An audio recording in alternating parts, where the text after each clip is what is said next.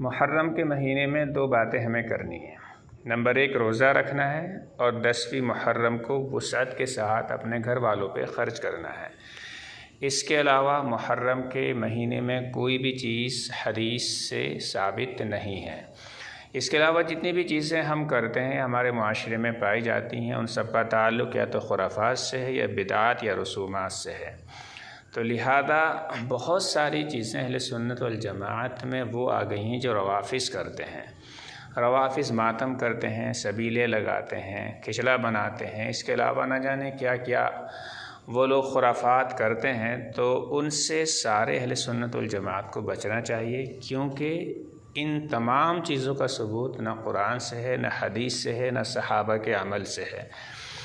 تو لہذا سبیلے لگانا حضرت حسین رضی اللہ تعالیٰ عنہ کے نام کی، اور اسی طرح تعزیہ بنانا، اسی طرح اس ماہ محرم کے مہینے کو غم کا مہینہ سمجھنا، کالے سیاہ کپڑے پہننا، یہ سب چیزیں روافظ کی ایجاد ہیں۔ تو لہذا ان بدعات سے ہمیں بچنا چاہیے۔ ماتم میں نہ شریک ہونا ہے، نہ کرنا ہے، نہ شریک ہونا ہے۔